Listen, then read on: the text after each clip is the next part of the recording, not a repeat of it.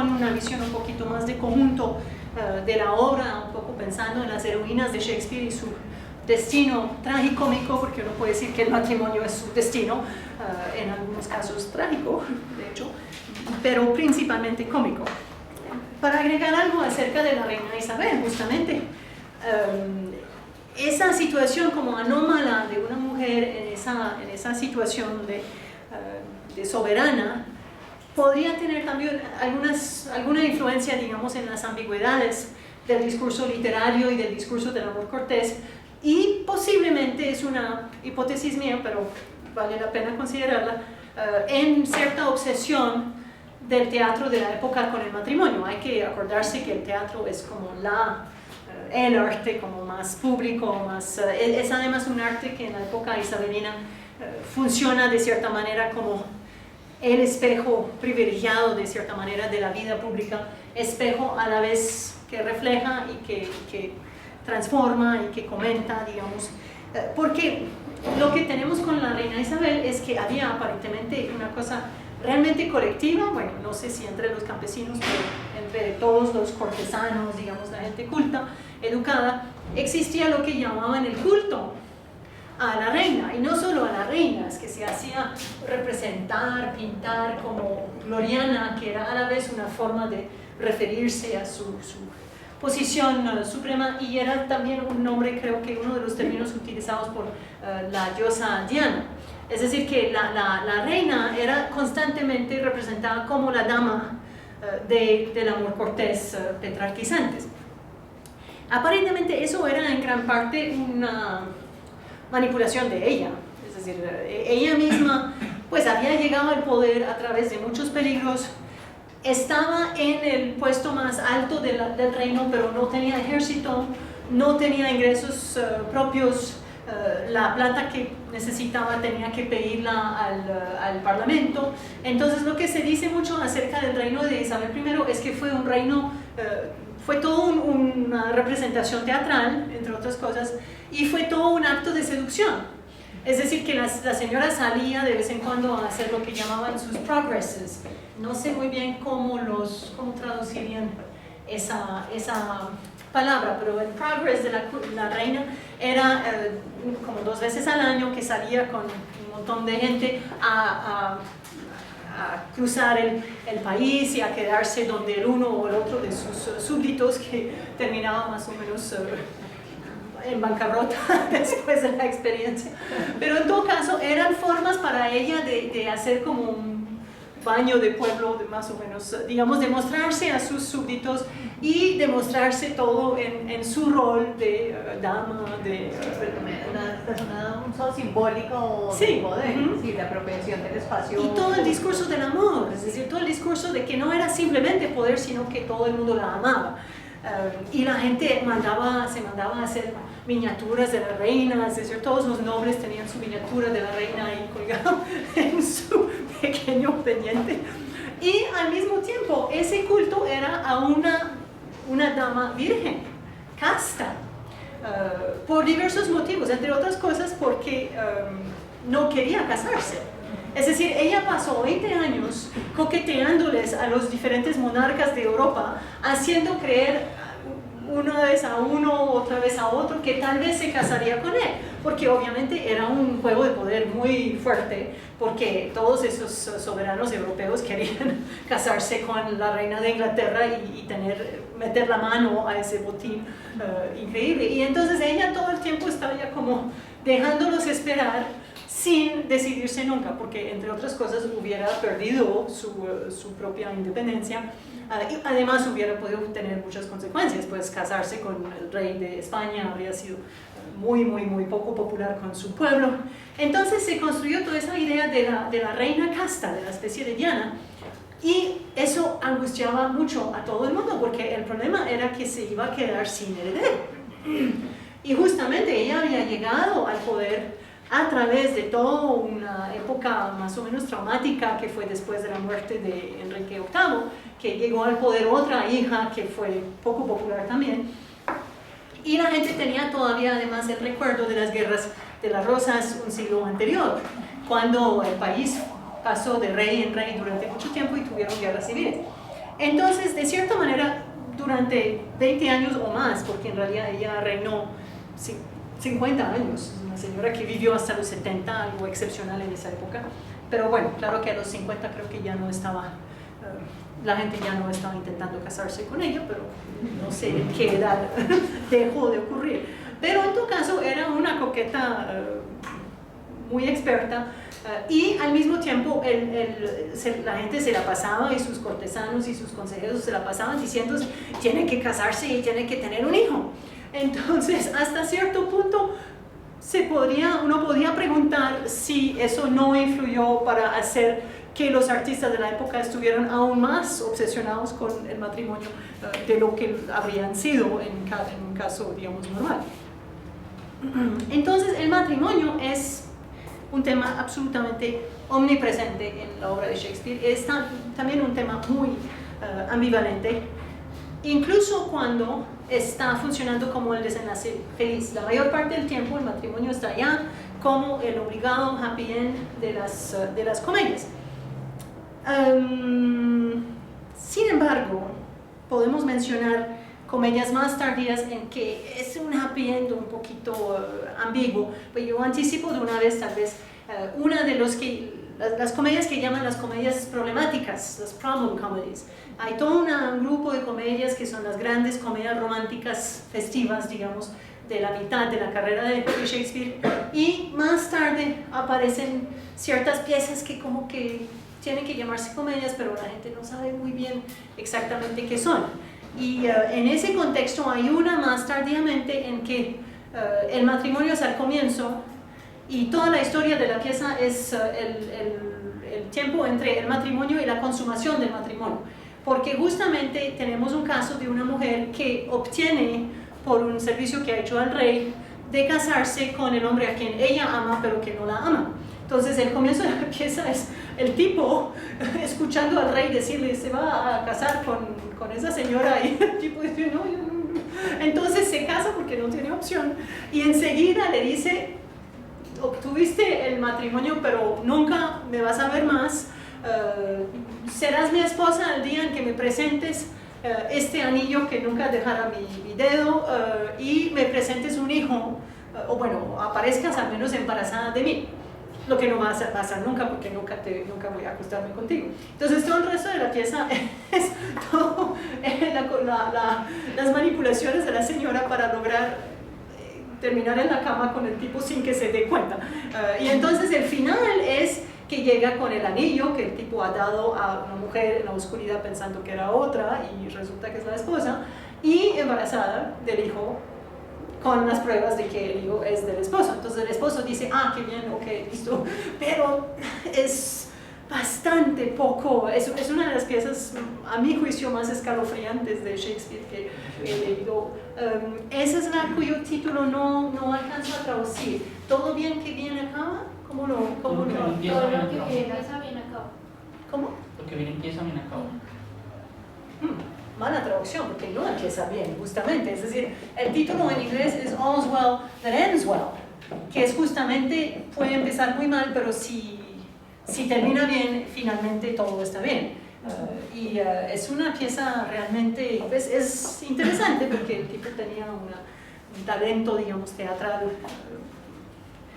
contundente, digamos. Él siempre sabía hacer que las cosas funcionaran en el escenario, pero algún día la voy a ver representada y seguramente me va a gustar más, pero es una pieza muy desagradable de leer en realidad, justamente por ese motivo. Entonces uno ve que con el tiempo Shakespeare ya está experimentando con visiones del matrimonio que salen, digamos, de las expectativas convencionales de su público. Lo que ocurre con el matrimonio es que es un desenlace feliz obligado y al mismo tiempo es una realidad socioeconómica relativamente discutible o pues problemática, o digamos que es una realidad que se supone que se tiene que vincular con el amor, pero que en la práctica muchas veces no tiene casi nada que ver con el amor. Es decir, así como en la Edad Media la gente se casaba, al menos entre los nobles y entre incluso la alta burguesía, uno casaba a las hijas por motivos políticos, motivos económicos, bueno, y eso lo sabía muy bien Shakespeare. La reina obviamente nunca pensó en casarse por amor, sí se hubiera casado. Shakespeare tenía él mismo un matrimonio relativamente poco funcional, no sé si la gente sabe, pues eso es una de las cosas que se sabe de Shakespeare, que se casó con una señora un poco mayor que él en el pueblo de Stratford, cuando tenía ya 3 meses de embarazo, es decir que el primer hijo nació sospechosamente poco tiempo después del matrimonio, y muy poco después, unos pocos años después, se fue a Londres y volvía más o menos una vez al año, y volvió cuando se retiró, digamos, del teatro para administrar sus bienes, pero la esposa sirvió para parir 3 hijos concebidos en sus breves visitas y para ocuparse de los bienes mientras él estaba ocupado con el teatro en Stratford. Digamos que no hay ninguna huella de comunicaciones entre ellos, no hay pruebas de que no tenía cierto cariño, pero obviamente no era un matrimonio de amor.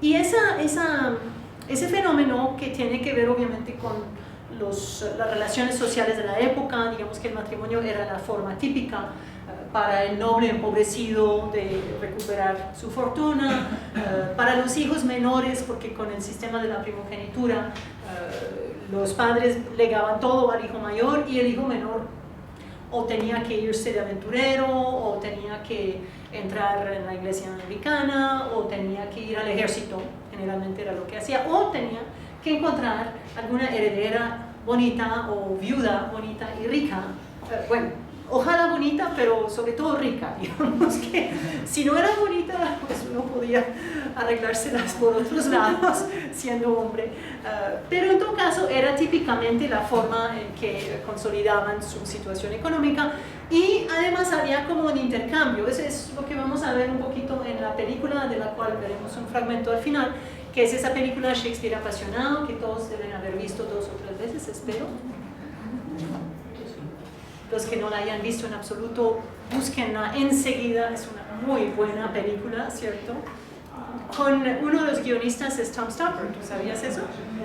Tom Stoppard es un dramaturgo inglés contemporáneo que es el autor de una pieza muy divertida, aunque muy rara, que es justamente una reescritura moderna de Hamlet, Rosencrantz and Guildenstern are Dead, que es como una especie de Esperando a Godot, pero mejor, a mi juicio, mucho más divertido. Esperando a Godot no es divertido, es como... ¿De qué? Bueno, Esperando a Godot es are dead, están muertos, que es una frase de Hamlet. Llega un tipo al final de Hamlet para decir Rosencrantz and Guildenstern are dead, y yo no sé qué, que eran 2 personajes absolutamente menores que llegan a Inglaterra, de hecho, supuestamente con Hamlet, para que Hamlet sea ejecutado por el rey de Inglaterra, y Hamlet mientras tanto ha cambiado la carta, se ha escapado con piratas, y Rosencrantz y Guildenstern llegan solitos a Inglaterra con su carta y presentan la carta que ya no dice córtenle la cabeza a Hamlet, sino córtenle la cabeza a Rosencrantz y Guildenstern, a quienes les cortan la cabeza. Y Stoppard, que es un muy buen dramaturgo, tipo que sabe mucho de Shakespeare, que es muy divertido, tiene como 70 y pico años y sigue escribiendo cosas muy inteligentes, y él fue co-guionista de esa película, y entonces uno entiende ahí todo el conocimiento, digamos, de la época en que descansa esa película. Y eso es una de las cosas que vamos a ver justamente allá, que la protagonista femenina, de hecho, está obligada a casarse con un señor noble y pobre. Entonces sus papás le dan a él la plata y él le da a ellos el título de nobleza. Entonces es un buen intercambio, aparentemente según los papás, no según la prometida, lastimosamente, pero... Entonces, eso es un fenómeno que está ilustrado muchas veces en las piezas de Shakespeare. Pues ese conflicto, digamos, entre las realidades un poco sucias del matrimonio y el amor-pasión como una especie de ideal literario, yo diría una estructura central del imaginario literario de la época, que obviamente eso es una cosa que comentábamos cuando estábamos pensando, digamos, en hacer el curso, yo creo. Esa forma en que una estructura literaria termina contaminando también la vida cotidiana. Es decir, ¿cuánta gente se enamora porque han leído sobre el amor? Entonces, finalmente uno puede decir, y en Shakespeare siempre está como esa incertidumbre, ¿el amor, pasión, es real o es una pura ficción? Y al mismo tiempo esa pregunta no tiene respuesta total porque pues los seres humanos vivimos de ficciones también. Entonces esa tensión entre ese ideal del amor realmente apasionado y la realidad del matrimonio es una cosa constantemente presente, que da lugar a grados, matices, digamos, de sátira, de burla, de todos los factores en juego que son bien interesantes. Y efectivamente pues pensamos en todas las piezas de Shakespeare donde hay un intento por casar a la chica con alguien a quien no quiere, o la chica se escapa y se casa con la persona que quiere, pues Romeo y Julieta, Sueño de una noche de verano, los personajes se escapan hacia el bosque para evitar un matrimonio no deseado. Las Alegres Comadres de Windsor, que es una pieza menor pero muy simpática, que les recomiendo mucho. No hay que prestarle ninguna atención a Harold Bloom en ese asunto. Bloom detesta Las Alegres Comadres de Windsor porque Falstaff está representado ahí en una forma burlesca y grotesca, y como él está enamorado de Falstaff, del Falstaff de Enrique IV, 1 y 2, no se lo aguanta. Pero es una pieza muy divertida en realidad, y interesante justamente porque tiene esposas que parecen estar contentas de ser esposas, y son esposas desde hace unos 20 años, es decir, es una de las pocas representaciones de un matrimonio viejo, con tiempo, con vida de cierta forma, con erosión de matrimonio, y la historia en parte es sobre justamente las sospechas de uno de los esposos de que la esposa lo está engañando, y la pieza muestra a la esposa burlándose del supuesto amante, porque es Falstaff que cree que ella va a acostarse con él, cuando es muy gordo y no le gusta, y ella además es una mujer muy virtuosa, y se burla también del esposo por creer que ella lo podría engañar. Entonces hay todo un juego ahí muy de farsa, pero muy simpático, de las dos esposas que están haciendo toda una puesta en escena para burlarse de los dos actores, y al final todo el mundo termina desenmascarado. Y mientras tanto la hija no recuerdo si es la que está siendo cortejada por Falstaff o la otra, está siendo cortejada por 3 personas al mismo tiempo, 2 de ellos con algo de plata, uno apoyado por el padre, otro apoyado por la madre, y el tercero apoyado por nadie y sin un peso, pero de familia aristocrática, y resulta que la chica está enamorada. Ahí se enamora de él, y él dice, al comienzo yo te cortejé por tu plata, pero después me enamoré de tu persona. Entonces, ahí lo que tenemos es que hay una dimensión, digamos, económica, incluso entre líneas, en la parte más romántica. Eso es una cosa, no tenemos tiempo de volver ahorita sobre los sonetos, pero vale la pena releer los sonetos con un ojo por el discurso económico. Es increíble la omnipresencia de discursos que tienen que ver con capital, inversión, usuria, para hablar tanto del sexo como del amado. Hay toda una parte al comienzo donde hay 20 o 30 poemas. Al comienzo no podía leer esos poemas porque uno lee poema tras poema diciéndole al amado, tienes que casarte y tener hijos, eso es inmoral que no te cases y tener hijos. Entonces al décimo soneto diciendo lo mismo, uno como que bueno ya, pero vale la pena. Y lo interesante es que constantemente está hablando en términos de herencia, también hay unos que hablan de barcos, de la inversión, de dineros que se van en los barcos, etc. Y entonces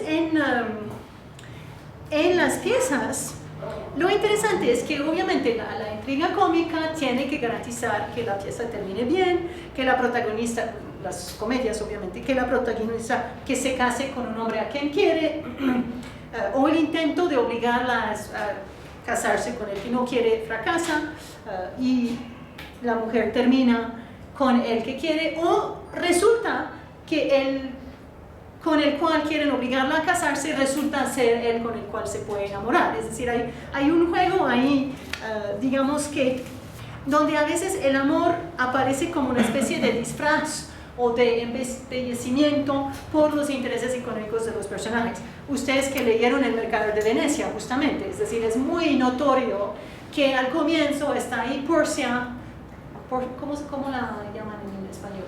Porcia. Está ahí Porcia, que al comienzo dice, me están obligando a casarme con él, que escoge el cofre que sea, y llega Bassanio, que se va diciéndole a Antonio, es que voy a ir a cortejar a esa hermosa heredera Porcia, y no recuerdo si dice exactamente primero la cortejo por su plata y después me enamoré de ella, pero es muy claro que ahí están los doble interés. Es decir, dice, es muy hermosa y virtuosa e inteligente, entonces el hecho de que tenga plata no es lo más importante, pero... y entonces Porcia hace como... ayuda un poquito a Bassanio a escoger el cofre que es para poder casarse con el tipo que pues resulta además que le gusta. Pero como decía, es bastante notable que recurrentemente tenemos esos personajes de herederas o viudas ricas que terminan participando en todo ese proceso de casarse con un tipo que pues no necesariamente la quiere por su plata. En Noche de Reyes la cosa no toma esa forma explícita, pero de todos modos Sebastián, el hermano de Viola, que termina casado con Olivia porque se parece, es idéntico a su hermana, entonces Olivia se lo encuentra y dice, Cesario, te tienes que casar conmigo. Sebastián dice, está muy bonita, listo, me caso. Se pregunta cómo el matrimonio puede tener validencia que no sabía con quién se estaba casando cuando lo hace, pero bueno, ese detalle no es parte de la historia. Pero entonces, yo tenía la muy buena intención de empezar esta parte de la sesión con una sesión de preguntas. Voy a hacer una pequeña pausa en un minutico cuando llego a un punto ahí de quiebre y voy a preguntarles a ustedes qué quieren agregar sobre el tema, porque eso sí sería más interesante para ustedes también. Pero obviamente, bueno, la cara oscura de esas caras como cómicas son, las caras oscuras son Romeo y Julieta y Otelo, obviamente, en la cual la decisión de la protagonista de desobedecer al papá y casarse con una persona que no ha sido escogida con los padres es la causa del desenlace trágica. Otelo es una de las reflexiones, entre otras cosas, sobre el matrimonio. Claro que el tipo está casado como 2 días antes de asesinar a la esposa, entonces no es que sea 3 días, yo creo que alcanzan 3 días, pero no es que sea una reflexión sociológica muy profunda sobre el matrimonio, pero hay una reflexión psicológica interesante. Entre otras cosas, se dice mucho que Otelo nunca habría caído en la trampa, en los engaños de Iago, que le hace creer que la esposa es infiel, si hubiera tenido más experiencia con las mujeres. Es decir, que el matrimonio es también un estado al cual la gente a veces llega sin suficiente preparación. Claro que en la práctica yo estaba leyendo que había bastantes embarazos no deseados premaritales en esa época, y que existe también, y a veces aparece en las piezas de Shakespeare, existe también esa tradición casi medieval del contrato oral. Es decir, no era imposible, pero uno nota en las piezas de Shakespeare que uno siente que está en una fase como de consolidación de ciertos esquemas ideológicos que van en contra justamente de esa flexibilidad de las cosas en la Edad Media, porque aparentemente incluso a comienzos del siglo XVI todavía era legal que 2 personas se dijeran, me caso contigo, yo me caso contigo, que se acostaran juntos y ya eran considerados como casados. Hasta el Concilio de Trento, 1573, fue válido. ¿Cuándo? 1573. De todos modos ya no es el caso en la época de Shakespeare. Pero sigue siendo válido, digamos, y es bastante bien entrado el 16. De forma. Es eso, es que uno ve que es toda una época cuando hay una especie de solapamiento entre prácticas como tradicionales y nuevas leyes escritas que están empezando a ser aceptadas, pero que todavía no son completamente consolidadas. Bueno, antes de, digamos que yo terminaría un poco esta primera parte de la segunda parte diciendo que ahorita vamos a hablar de Sueño de una noche de verano y Romeo y Julieta principalmente, como una especie de conjunto que dialoga mutuamente y se critica mutuamente y de cierta forma plantea casi todos esos problemas. Ese conjunto es muy interesante, es en alguna parte entre el 94 y el 98. No se sabe exactamente las fechas y no se sabe, como decía, cuál fue escrita antes de la otra. Esas fechas son fechas también de representación, pero no, parecería según mi propia cronología que tienen que ser más o menos del 95-96. Tengo una fecha que no está bien allá. Digamos que esas son piezas muy interesantes porque justamente mantienen un equilibrio entre todos esos factores en juego y terminan sin, digamos, pues tienen sus desenlaces ahí, trágico y cómico, pero de cierta manera mantienen las cosas un poco suspendidas. Una pequeña pausa. ¿Querían hacer preguntas o agregar cosas o de su propia lectura? ¿Qué han pensado? ¿Alcanzaron a leer los sonetos o no? Acabo de rescatarlos de la carpeta 109. Me dice Vladimir que yo las puse ahí y es muy posible, es decir, algún momento. Yo creo que le pedí la 9 y me saco la 109 habiendo escuchado la 109 y no miré y las puse ahí. Entonces, ¿no alcanzaron? Sí, un poco, tú ya lo sabías. No, pues ahí para la clase de hoy. Pues a mí me dejó deslumbrado con toda la potencia lírica, el vocabulario que utilizan y las imágenes tan bonitas que hacen del ser amado en algunos casos. Y en otros sí, pues hubo buenas, cuya comprensión estuvo un poco oscura para mí. Hasta para mí. Estoy todavía trabajando. Pero sí, me deslumbró muchísimo como las imágenes que arman al ser amado. Sí, hay juegos de palabras increíbles, es decir, esos son ejemplos de los famosos conceits, los conceptos, de hecho, que eran muy predilectos, digamos, eran un alimento literario muy predilecto de los isabelinos y creo que también en España, sobre todo en esa época.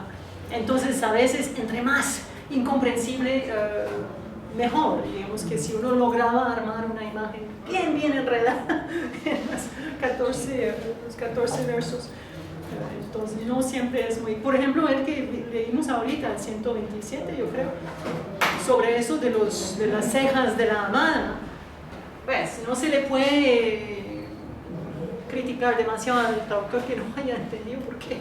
Pero es que ahí realmente para traducir eso toca hacer todo un estudio de la época y llegar a los sonetos con saber un poco especializado, porque las palabras son increíblemente densas. Y bueno, hay otras, la de la música, hay que verla, es increíblemente bonita. ¿Los demás? De pronto en como gustéis particularmente, pero también en Mercader de Venecia, Shakespeare siempre hace alusión como a la cultura griega y romana, a la cultura antigua griega y romana, digamos, en Mercader de Venecia habla de Cupido, entonces cuando está Jax en la selva y le dice Orlando... Ahí no estás en el Mercader de Venecia. Perdón, como gustéis, que le dicen como, chao, don Cupido, por ejemplo. También cita a Júpiter, a Hércules, habla de Helena, de Cleopatra, de Ovidio. ¿Qué relación hay ahí? Eso tiene que ver con ese carácter altamente codificado también de las piezas de Shakespeare. Es decir, la paradoja de Shakespeare es que es considerado hoy en día como uno de los grandes poetas del amor, y lo es, entre otras cosas gracias a Romeo y Julieta, que es una pieza increíble en el sentido en que fusiona, digamos, todo un código muy convencional con, bueno, le da, digamos, una potencia que va más allá de la mayoría de las convenciones literarias de la época.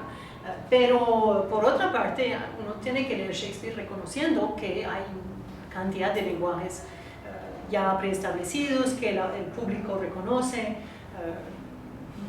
Es un poco peligroso tomar las cosas que pasan en las piezas de Shakespeare demasiado de primera mano, demasiado en su primer sentido, porque además del hecho de que pues yo lo leo a Shakespeare desde hace muchos años, me fascina, pero estoy todavía aprendiendo cosas sobre incluso el sentido de lo que está diciendo, porque el inglés de Shakespeare es un inglés que tiene que ser traducido prácticamente para el público de hoy, porque hay juegos de palabras y es muy difícil traducirlo. Es decir, yo no puedo criticar demasiado a ese señor, porque la densidad, la cantidad de información que hay incluso en una sola palabra a veces es casi imposible de traducir de un idioma a otro. Entonces Shakespeare está todo el tiempo haciendo eso, y justamente lo del amor está constantemente vinculado con Cupido y con Diana y con Venus y con Afrodite. Es un juego también. Es decir, es eso, es que el amor en Shakespeare tiene cosas pues que hoy en día son tomadas también como sinceras, y por qué no, pero hay una dimensión de juego enorme. Es decir, en las tragedias un poco menos, porque hay un asunto de vida y muerte, pero incluso allá todos juegan. Precisamente como gustéis, es un juego, o sea, hay un momento en el que enuncia Celia, vamos a jugar a enamorarnos, pero ojo con enamorarse de verdad, como vamos a jugar a este juego, que es un juego divertido, pero el que se lo toma muy en serio pierde también, está pensándolo ahí, sí, digamos. Pero claro que vale la pena saber que el personaje que dice cuidado, no lo hagas demasiado en serio, es la prima Celia, que 5 minutos está casando con alguien. sí, pero además podría estar enamorada de Rosalinda. Es decir, que hay indicaciones de que la relación entre Rosalinda y Celia es una relación bastante íntima y bastante cercana. Lo mismo, pues no tenemos por qué preguntarnos si se consuma o no, pero de todos modos hay una ternura por ahí. Y en un momento dado ella dice, cuando Rosalinda se va a ir, porque el tío la ha sacado, la ha desterrado, Celia dice, pero ¿cómo puedes irte lejos de mí? No, yo no puedo vivir sin ti prácticamente. Es decir, hay una...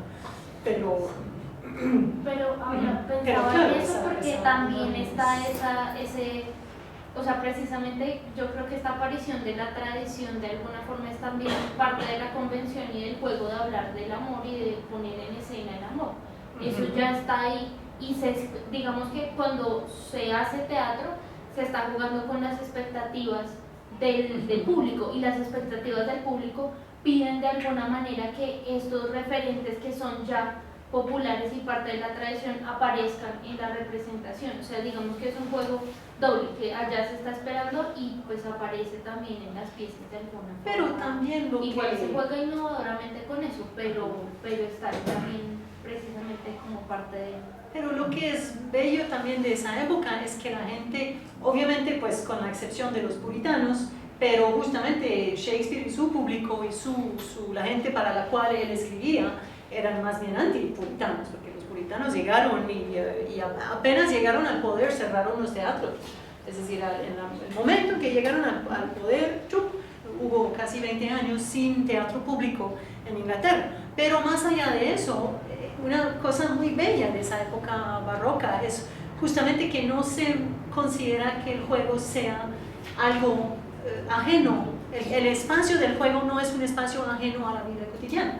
Es decir, se entiende, no se, es lo que siento yo por esos años de leer a Shakespeare, que no se considera que hay dos espacios distintos, que es muchas veces lo que se considera hoy en día, en gran parte a causa de esos puritanos. Es decir, el siglo XVI es una época protestante, pero es un protestantismo que todavía no se ha petrificado y no se ha establecido, digamos, esa idea de que el juego es una cosa, el trabajo es otra cosa, y lo que tiene valor es el trabajo, y el juego es como algo medio pecaminoso, ¿no? Es decir, en esa sociedad cortesana de Shakespeare, el juego es una parte integrante de la vida. Entonces, decir que uno va a jugar al amor no necesariamente significa que el amor, pues digamos que el hecho de decir que el amor es una ficción y un juego no es demasiado grave.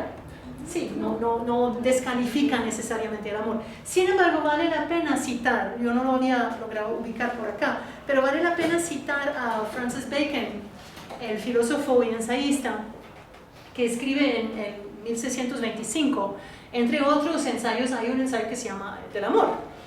Y ese ensayo justamente dice, el amor pertenece al espacio del teatro, porque en la vida real bueno, no voy a parafrasearlo todo, pero en la vida real realmente no tiene mucho espacio, y cómo así que un hombre va a volverse un súbdito y a rodearse delante de, bueno, no dice una mujer, dice algo como menos simpático. Bueno, no voy a citarlo aquí porque quiero que tengamos tiempo para ver el fragmento de la película, porque eso creo que será un postre bastante apropiado, digamos, a lo que habrá ido antes. Pero digamos que ahí está, curiosamente, pues Beckett no era puritano, pero ahí uno vería como una especie de puritanismo allá diciendo, si es una ficción, entonces no tiene validez. Y eso Shakespeare no lo había acogido. Retomando un poquito, voy a cambiar la pregunta de los sonetos. Pues yo leí una traducción de William Ospina, que es bonita, pero es incompleta. Sí, no es tan ¿Está en 116? No me acuerdo. Pero no está acá. Es bien simpática esa. No, pero está en la gran mayoría. Y pues con la comparación que usted hacía ahorita, por ejemplo, en esta sí está en la traducción mucho más cercana a la que usted nos decía. No creo que sea la mayoría, porque son 154 sonetos. Pero sí. O sea, faltan los primeros 9, ¿qué? 10. O sea, empieza desde el 15 y le saltan algunos. Bueno, el punto era, a lo que yo quería, la intervención era que siento que en los primeros sonetos, donde aparentemente están dirigidos al chico, hay una alusión hacia el tiempo, ¿sí? Y siento que como que él quisiera que a través de su poesía pudiera hacer inmortal o eterna la belleza de ese amado, ¿sí? Y él siempre hace la alusión constante de así pasa el tiempo, así te vuelvas viejo, así te arrugues, tu belleza siempre va a estar inmortalizada en estos versos. O sea, él creo que es consciente que en su escritura va a vivir para siempre, ¿sí? Y siento que también hay un juego con el tiempo en Como gustéis. Entonces hay una alusión tanto de Rosalinda, en mi traducción se llama el bufón, Barragón se llama mi traducción, pero creo que en otras es diferente. Touchstone, el bufón que viaja con ellos. Exacto, sí. Entonces ahí también hay una alusión a un tiempo que es consciente, que es cambiante y que es efímero también, o que hace el hombre de una u otra manera efímero. Y es un poco diferente al amor cortés, donde el amor hacía que todo como que prácticamente se quedara en un hilillo y todo se quedara quieto. Sí, es que como ustedes es el juego supremo con todos los registros, porque obviamente se ubica en el bosque de Ardena, que es como locus amenus, es un juego con la pastoral, y es un juego con el matrimonio, porque además están los diferentes niveles, es decir, tiene esta Rosalinda y Orlando, y bueno, Celia y Oliver, están Silvio y Silvio, que son como, bueno, los pastores, y está el bufón y la chica, y eso parecería ser como el nivel más bajo de todo, porque la chica es la más ingenua y más rudimentaria, y el otro lo único que quiere es acostarse con ella de manera más o menos sancionada por la ley. Pero entonces lo interesante es que al mismo tiempo hay una reflexión sobre el matrimonio, porque Rosalinda dice, una vez que nos hayamos casado, ya eso va a ser, es decir, ustedes son primavera cuando están cortejando y invierno.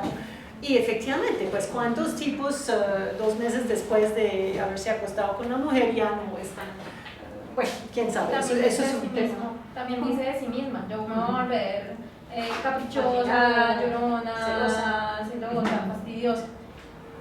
Bueno, claro que allá están jugando también a ser la amada fría y cruel, porque claro, pues tanto las convenciones en los sonetos, es decir, todos esos sonetos diciendo te vas a envejecer, tienes que casarte, yo te voy a inmortalizar, todo eso son convenciones antiguas, en realidad son lo que llaman los topoi, los lugares comunes de la literatura clásica. De hecho, yo creo que eso viene casi de la literatura griega y latina, sospecho. Todo ese topos del digamos, del tiempo y de la vejez y del hecho de que la única defensa contra eso es la poesía. Pero entonces, como gustéis, hubiera sido chévere hablar únicamente de como gustéis, pero me gusta mucho esa, vamos a mirarlo un poco brevemente, pero me gusta mucho ese conjunto de Sueño y Romeo y Julieta, porque es increíblemente complejo, digamos, la forma en que Shakespeare utiliza esas dos piezas de alguna forma, o cómo esas dos piezas se prestan para una especie de doble reflexión sobre el amor y el matrimonio. Porque claro, como gustéis es una pieza increíblemente divertida, otra que no me gustaba al comienzo justamente por lo increíblemente convencional. Es decir que pero es tan divertido. ¿Se acuerdan la escena cuando Rosalinda empieza a encontrar los poemas en inglés dice I've never been so berhymed, nunca me habían tratado en tantos poemas, nunca habían berhymed, siendo un poquito como belabored, me han dado fuerte con tantos poemas, y son todos poemas malísimos, pues son de una... Claro que en la época de Shakespeare hacer algo convencional no era un problema, es decir, es una época en la cual no se le pide a la gente que sea original, lo que se les pide es que jueguen de manera nueva y divertida con lo que todo el mundo ha dicho 20.000 veces antes, pero es ahí que, como gustéis, finalmente no es tan irritante como lo parece para un lector moderno. El público tenía que estar bastante feliz con esa pieza que es de un carácter lúdico.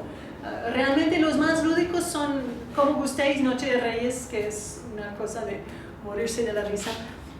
Pero Mucho ruido, pocas nueces, por ejemplo, no. Es una pieza muy interesante que justamente tiene ese personaje de Beatriz, que es una Catalina, pero moderada. Es decir, es una señora con mucho carácter, con mucho ingenio, que era una de las cualidades más indispensables en la época isabelina, tanto para un hombre como para una mujer, y que dice que nunca quiere casarse, y que se burla de otro personaje que tiene mucho ingenio, que dice que nunca quiere casarse, y después de una treta por parte de otros personajes, cada uno llega a creer que está locamente enamorado, que el otro está locamente enamorado de él.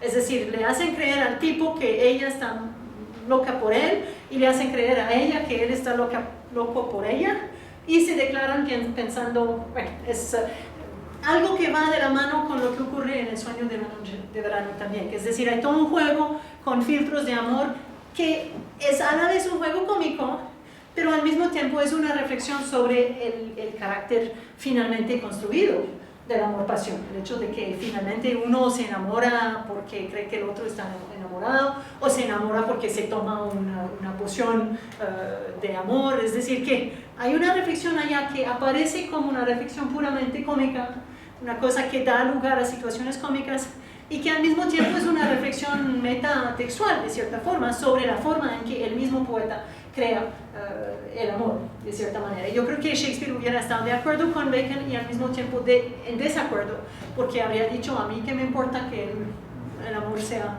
una creación del teatro.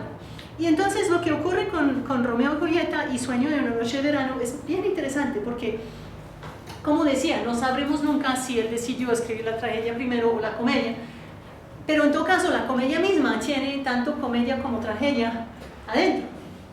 Yo tendría a pensar que escribió Romeo y Julieta. Bueno, no, en realidad es imposible, porque la historia, dentro de la historia en Sueño de una noche de verano, es también basada en fuentes, es decir, tienen las mismas fuentes, y pues es una versión burlesca de la tragedia de Romeo y Julieta, y puede que haya decidido escribir lo burlesco primero y después la tragedia de verdad. ¿Alguien alcanzó a leer Romeo y Julieta para hoy? ¿Sí? ¿Les gustó? Sí, es que es una pieza increíble, en medio de todas los juegos un poco irónicos de Shakespeare sobre el amor. Ahí se utiliza todo el lenguaje del amor cortés y suena convincente, y porque es increíblemente bello, y eso es algo que es irresistible para todas las épocas. Uno lee eso y está como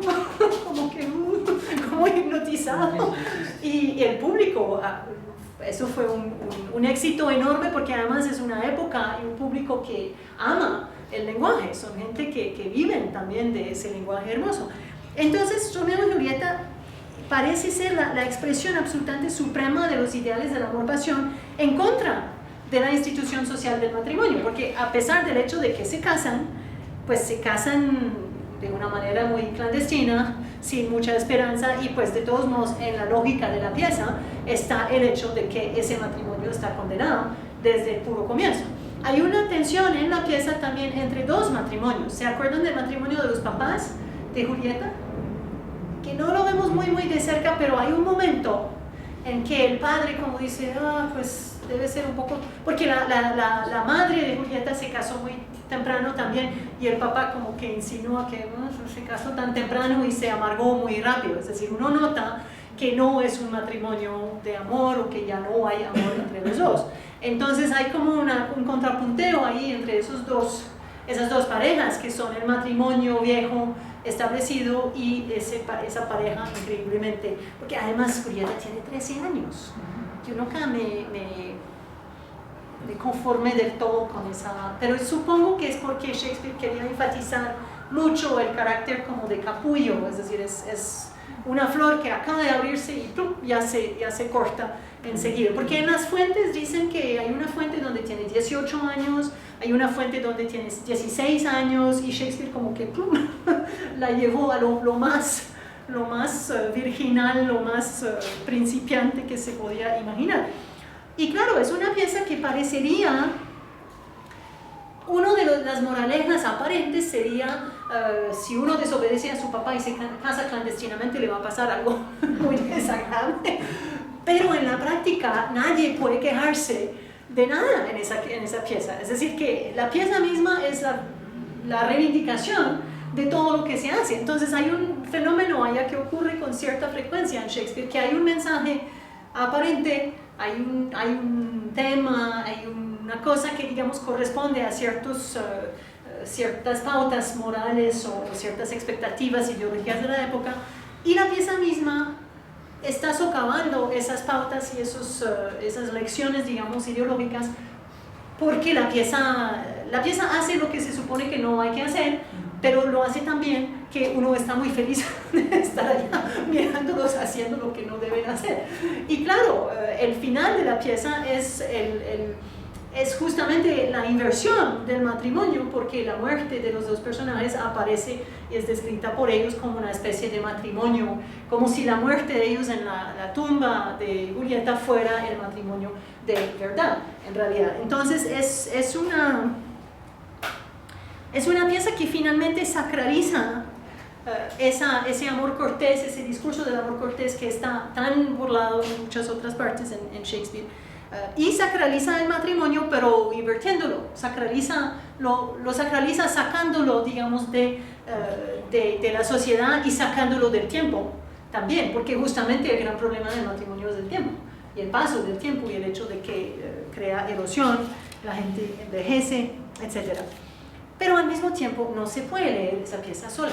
Ahora, digamos que tal vez durante 6 meses o un año se pudo leer sola si apareció primero, pero después enseguida resulta emparejada de cierta forma con El sueño de una noche de verano. No sé si alcanzaron a leer El sueño de una noche de verano, que es una pieza increíble también. Y que es una pieza sobre un padre que quiere obligar a la hija a casarse con un tipo a quien no ama, y ella ama a otra persona, y llegan delante del duque y el otro tipo está ya diciendo yo tengo tanta plata y tanto rango social como el otro, y el otro además estaba enamorado de esa otra chica y cambió a última hora para intentar casarse con Hermione, sí. No, Hermione, perdón, estoy confundiendo con otras fuentes. Hermione. Y entonces el duque dice, pues lo siento mucho, pero estoy parafraseando un poco y menos bien, pero bueno, la ley es la ley, y si no aceptas las órdenes de tu papá, o te tienes que volver monja, o tienes que soportar una sentencia de muerte. Simpático. Y entonces los dos amantes huyen en medio de la noche, y la otra chica que ha perdido a su novio, porque el novio se ha enamorado de Hermione, decide que le va a hacer un favor al otro y le dice que los otros se han ido huyendo y después huye detrás de él. Entonces los 4 obviamente resultan en el bosque, donde hay a la vez un grupo de artesanos que están repitiendo una pieza de teatro para las bodas del duque, perdón, porque hay cuatro bodas, sí, hay cuatro parejas, digamos. Está el duque, que está a punto de casarse con su novia Hipólita. Están el rey y la reina de las hadas, que están casados desde hace mucho tiempo y en este momento se detestan y no se hablan, y crean de esa forma, crean desorden en el Estado. Es decir, se dice muy claramente que en la medida en que ellos no logran entenderse, están desordenando las estaciones, están creando un montón de consecuencias muy malas. Y están las dos parejas de amantes que son como de clase media más o menos. Y está la intriga, la subintriga de la pieza de teatro que está siendo repetida. Y para resumir, en esa situación ocurren varias cosas. Oberón, el rey de los elfos, decide que está cansado de que Titania, su reina, sea tan impertinente con él y no quiera darle un pequeño niño, que ahí otra vez uno se dice como que quiere con el niño, pero bueno, eso la pieza nunca entra en detalles de lo que quiere Oberón con el niño, pero Oberón se acusa a Oberón de tener muchas amantes, de ser bastante infiel a la esposa, y él acusa a la esposa de ser muy infiel a él también. Es decir, hay toda una línea temática subyacente de adulterio y de infidelidad. Y también hay toda una cosa que hay que leer la pieza 3 o 4 veces para empezar a darse cuenta, pero hay una presencia recurrente de la luna, que se supone que por un lado es lo que define el tiempo, porque es lo que las fases de la luna definen la fecha de la boda de Teseo e Hipólita, pero también la luna es a la vez el símbolo de Diana, diosa de la castidad, y es un símbolo típico de esa época del carácter cambiante de los seres humanos. Es decir, es básicamente un símbolo de la versatilidad, no del adulterio ni de la infidelidad, sino de esa característica inestable, digamos, del ser humano, que lleva a la gente a cambiar y a no ser fieles a sus amantes. Entonces, toda la pieza está envuelta en una red, digamos, de imágenes poéticas, entre las cuales está todo el asunto de las fases cambiantes de la luna, justamente. Entonces, el desenlace de la pieza es: Titania y Oberón se reconcilian, pasando por otra etapa de humillación de Titania, porque se acuerdan que Oberón la pone a enamorarse de uno de los actores con una cabeza de asno, que es una escena absolutamente deliciosa.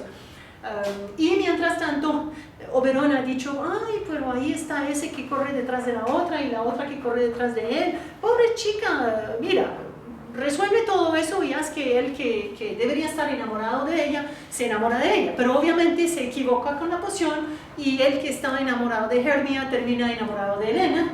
Entonces terminan los dos enamorados de Helena y Hermia ya no tiene a nadie enamorada de ella. Y bueno, pues, y todo termina perfectamente bien, porque Oberón dice: pero te equivocaste de griego, bueno, duérmelos y resuelve todo. Y la resolución es que se le da el antídoto al que no debería haberse enamorado y se mantiene con poción al que tenía que volver a enamorarse de la otra. Estoy confundiendo los que no han leído la pieza, pero bueno, Hermia, Helena, Lisandro y Demetrio. Entonces, Demetrio amaba a Helena y ha dejado de amarla y se ha enamorado de Hermia. Lisandro ama a Hermia y le dan la poción a Lisandro. Entonces Lisandro se enamora de Helena, que no lo ama a él, y Demetrio sigue enamorado. Después le dan la poción a Demetrio y están ambos enamorados de Helena y nadie está enamorado de Hermia. Y al final los duermen todos y le dan el antídoto a Demetrio, perdón.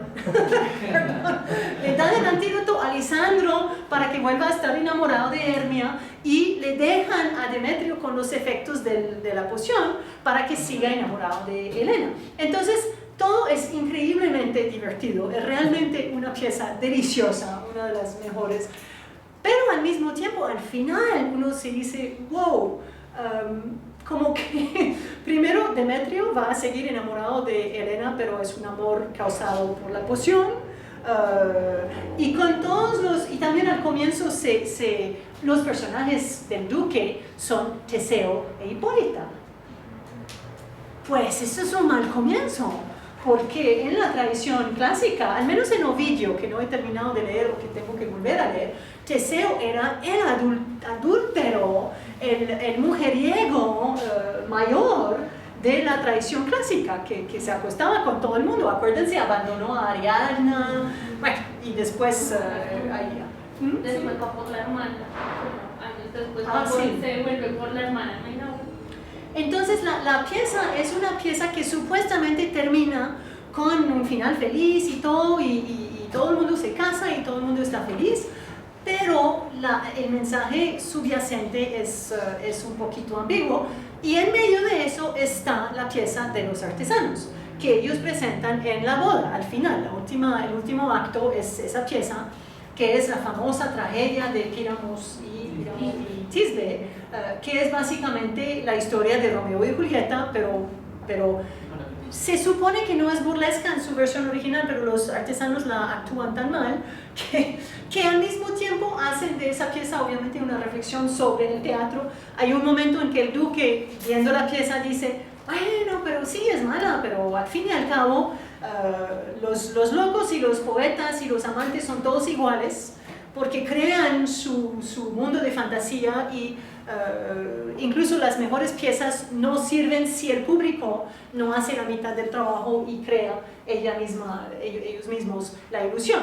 Entonces, me parece que esa constelación de piezas es realmente muy como representativa de cierta forma, concentra todas esas contradicciones, digamos, esas tensiones que encontramos en Shakespeare, entre los ideales del amor, entre el matrimonio como convención literaria, el matrimonio como realidad social que todo el mundo conocía en realidad. Digamos, la mayoría del público sabía de cierta forma cuáles eran los problemas y las contradicciones del matrimonio. Entonces, en este punto del proceso, ese equilibrio es imposible de romper entre esas dos piezas, es decir, son piezas gemelas que dicen de cierta forma cada una versión complementaria de la otra. Y mi conclusión sería que de cierta forma uno lee a Shakespeare y puede pensar que él tiene una visión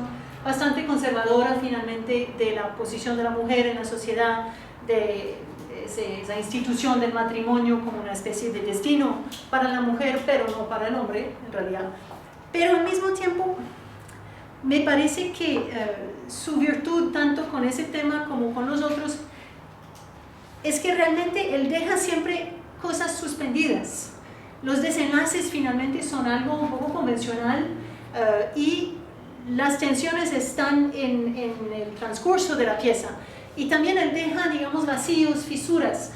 Por ejemplo, los personajes de Shakespeare, uno puede, las mujeres, los personajes femeninos, uno puede pensar que son simplemente hombres disfrazados de mujer, pero no han sido recibidos de esa forma por el público posterior. Digamos, es como si esas mujeres fueran como una especie de actualización de potencialidades que estaban latentes para las mujeres en la sociedad isabelina, y que hoy en día podemos actualizar de cierta manera, porque esos personajes femeninos ya nos convencen como mujeres en realidad. Y es posible que, bueno, yo creo que de todos modos, un personaje como Julieta, por ejemplo, es imposible que Shakespeare haya creado un personaje así si él asumía plenamente todos los estereotipos de su época. Es decir, él crea personajes que a su manera, digamos, negociando con las limitaciones de la época, siempre están potencialmente o realmente trascendiendo esas limitaciones. Espero que tengamos tiempo para ese pedazo de película porque es deliciosa, realmente es delicioso el pedazo. Espero que no tenga problema con esta. O sea, son 20 minutos. Tal vez nos haga pasar de 5 minutos la hora. Básicamente es casi el final de la película. Es la parte que incluye el matrimonio forzado de la protagonista, que se llama Viola de Lesseps, y la representación de Romeo y Julieta en el teatro que se llamaba el Curtain, porque el Globe estaba cerrado. Representación en la cual, para los que, bueno, no les voy a decir nada más de hecho, pero es algo que como que recoge también un poco la temática de la pieza, el papel de la reina. Ven, no sé qué pasa acá, así, sonido, y espero que esta cosa no funcione. Sí, va bien, pero mientras tanto, ¿qué pasa con esta cosa? Toca esperar que caliente o qué.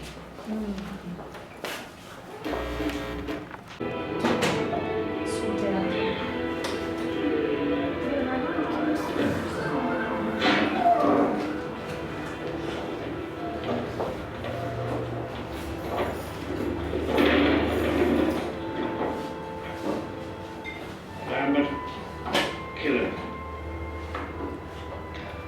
I can wait. The master of the rebels despises us all for vagrants and peddlers of bombast. When my father, James Burbage, had the first license to make a company of players from Her Majesty, and he drew from poets the literature of the age, we must show them that we are men of parts. Will Shakespeare has a play. I have a theatre. The curtain is yours.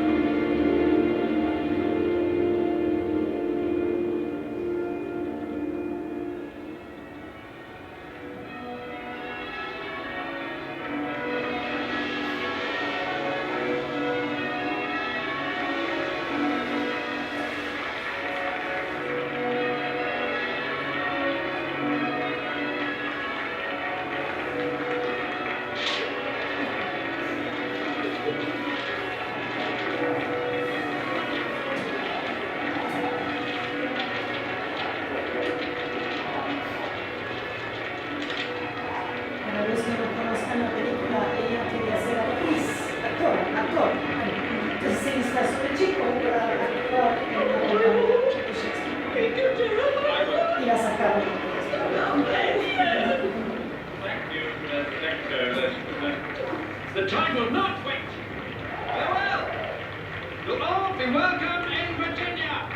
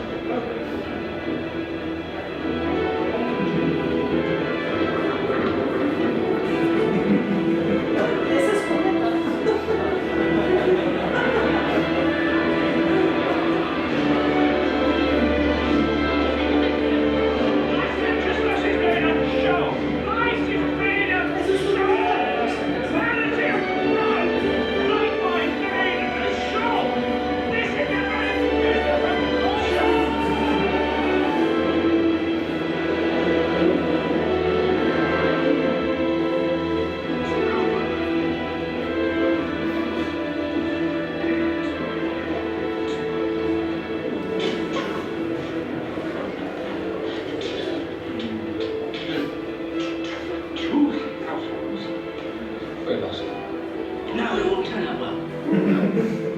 I don't know. It's a mystery.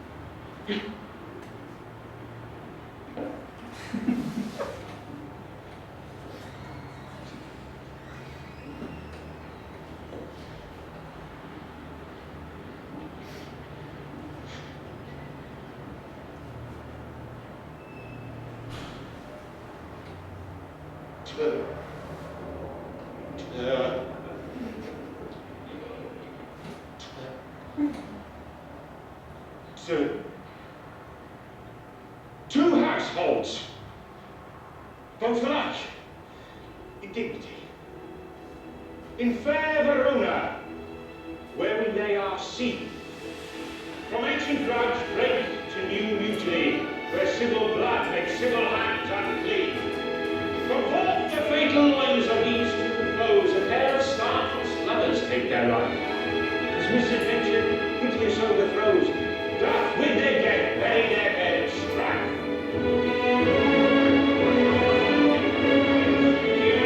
As it is again, we shall miss, our toil shall strive to live.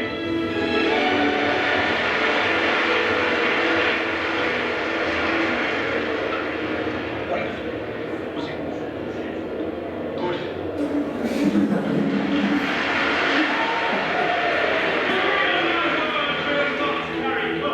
No, but then it should be glorious. I mean, and we live colour. What's the Shakespeare? I'll be with you, Sam. It's not my fault, Master Shakespeare. I could do it yesterday. Yes, it is. Do me a line. Oh, I think it's so sweet sorrow. Problem. What do we do now? The show must, you know, go on. Juliet does not come on for 20 pages. It'll be all right. How will it? I don't know. It's a mystery.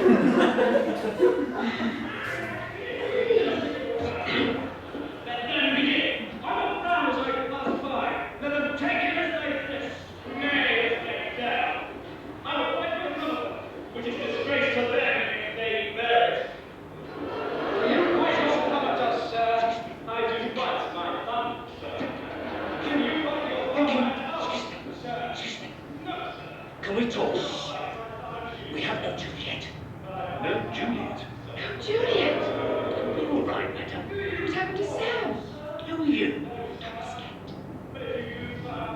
Do you know it? Every word.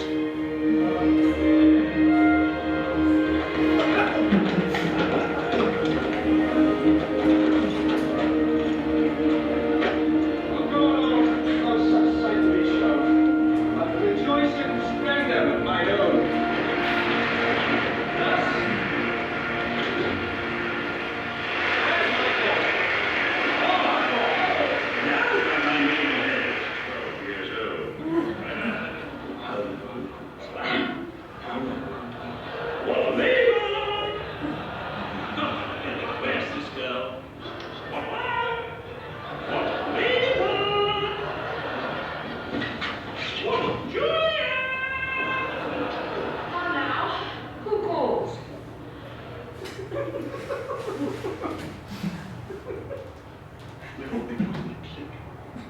See you in jail. Your mother. Friend of mine here. What is your will? This is the matter. Nurse, give me the wire. We must talk in secret. Nurse, come back again. I have remembered being last year on council. Now, nurse, my daughter's pretty age. I know her age as well. She's not 40. I said 14, 19.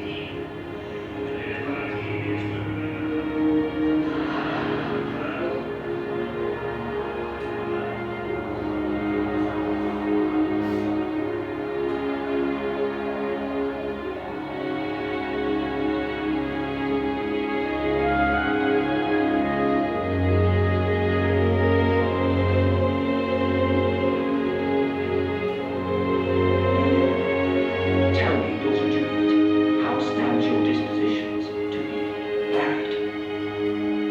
It is an honour that I dream not of.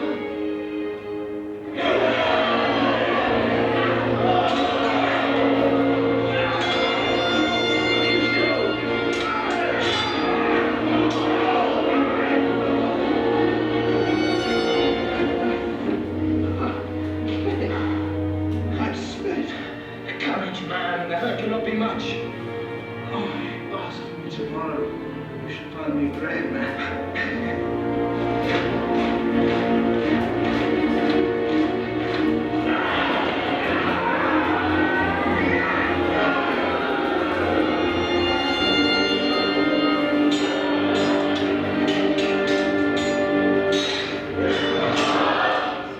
Awful drugs I have, but the man endures law is death to any he that utters them.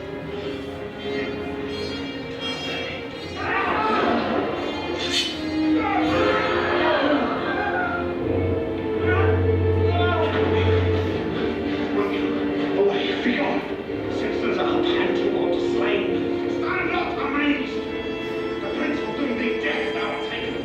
Hence be gone away! Oh, I am fortune's fool! Why dost thou stay? Which way back in the kitchen?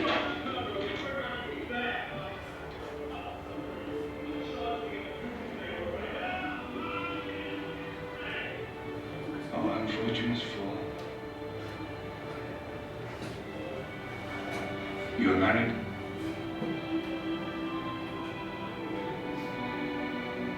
If you be married, my grave is like to be my wedding bed.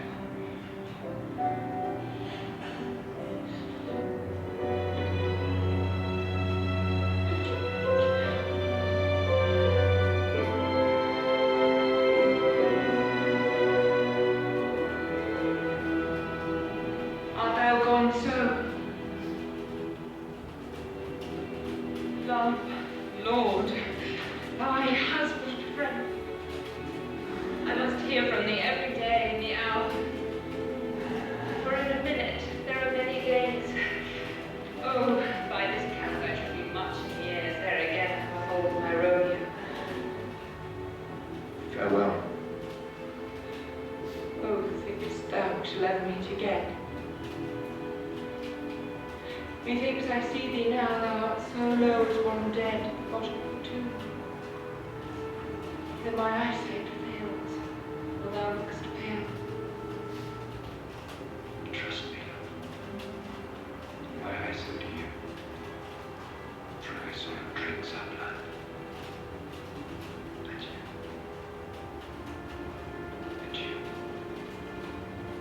Take thou this phial, being then in bed, and this distilling liquor drink thou off. No warmth, no breath shall testify thou livest, and in this borrowed likeness of shrunk death thou shalt continue 42 hours, and then awake as from a pleasant sleep. What ho, apothecary!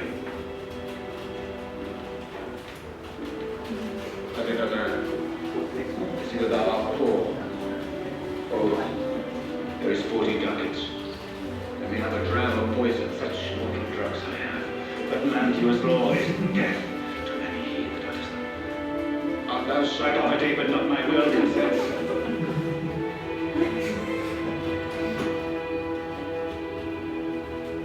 I pay thy pocket, but not thy will.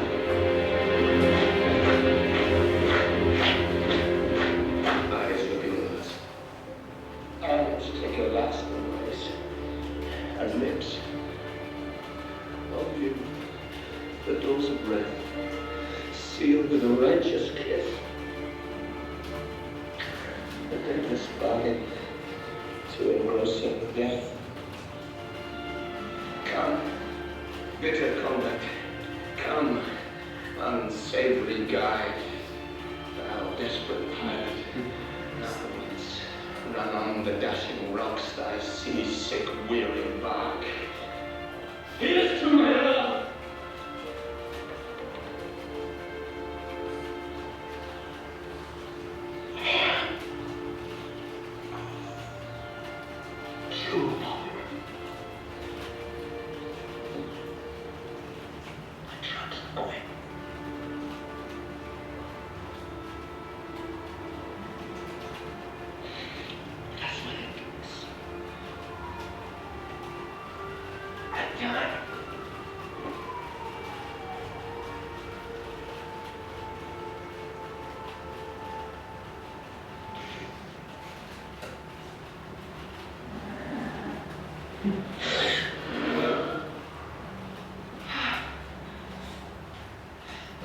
Where is my lord? I do remember well where I should be, and there I am. Where is my Romeo?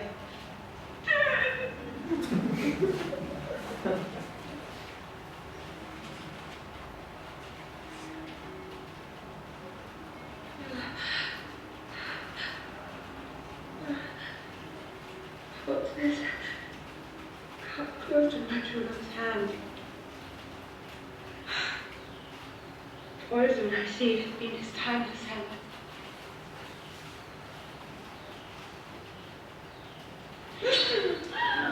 Oh, happy dagger! This is thy sheath. There rest. Let me die.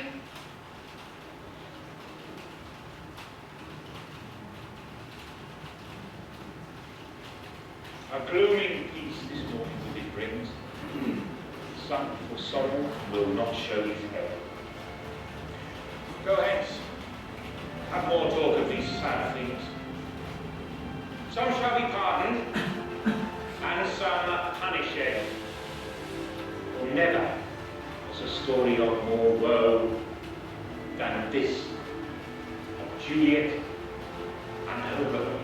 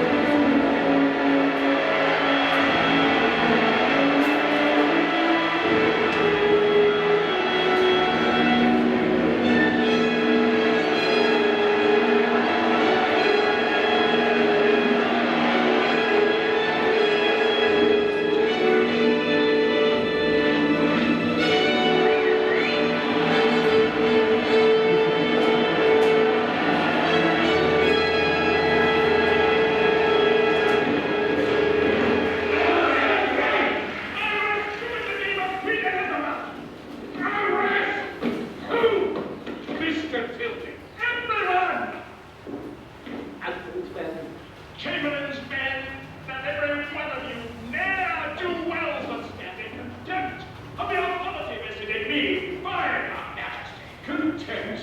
You closed the rose. I have not opened it. That woman is a woman! You mean that goat? I'll see you all in drink in the name of Her Majesty Queen Elizabeth. Mr. Tilly!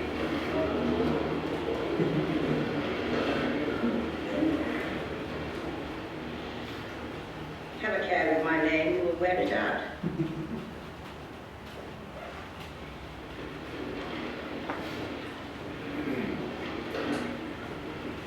The Queen of England does not attend exhibitions of public lewdness, so something is out of joint. Come here, Master Kent. Let me look at you.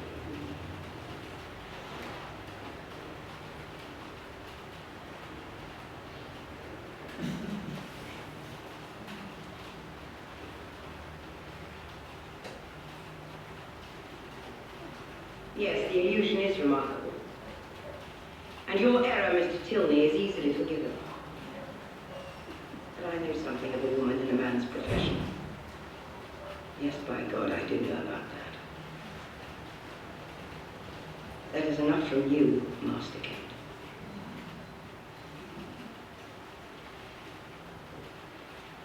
If only Lord Wessex were here. Yes, Mom.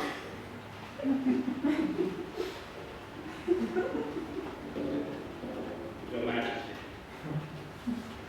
There was a wager, I remember, as to whether a play could show the very truth and nature of love. I think you've lost it today.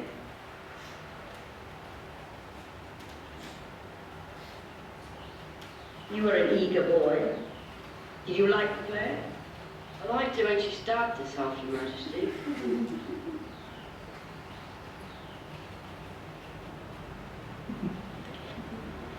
Master Shakespeare.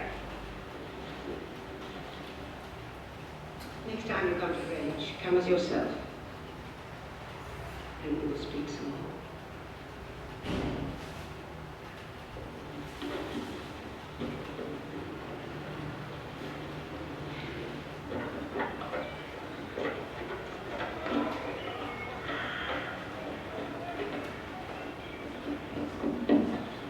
Your Majesty.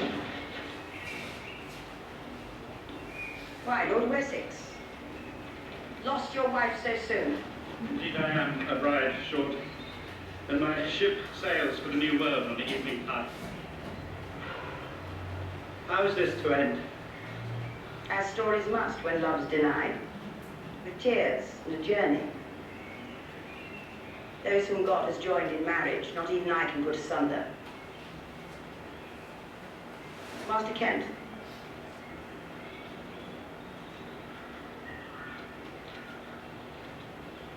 Lord Wessex, as I foretold, has lost his wife at the playhouse. Go make your farewell and send her out. It's time to settle accounts. How much was that wager? 50 shillings. About. Give it to Master Kent. He will see it rightfully home.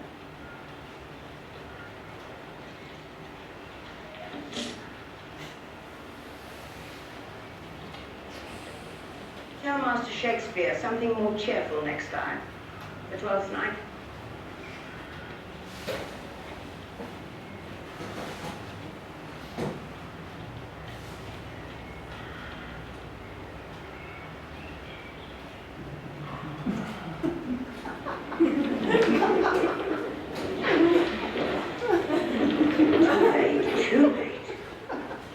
Es una referencia a cuando... No, ya no más, no es cierto, no vamos a ver esta parte.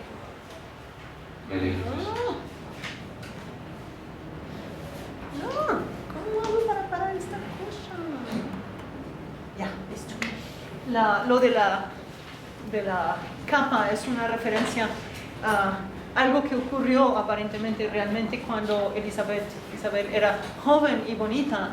Estaba frente a un charco y Sir Walter Raleigh estaba allá y le puso rápidamente su capa sobre el agua para que pudiera cruzar sin mojarse los pies, pero claro que ahí está vieja y fea, entonces como que no son suficientemente rápidos. El niño es el futuro Thomas Dekker, un escritor de tragedias de venganza muy sangrientos, al menos es lo que, porque él anda por ahí alrededor del teatro buscando papeles y no le dan un papel, entonces se venga denunciando justamente que hay una chica de verdad entre los actores. Pero bueno, muchas gracias, eso fue más o menos la conclusión y gracias por acompañarnos, espero que les dio ganas de leer más Shakespeare o de releer lo que ya tenían. Gracias.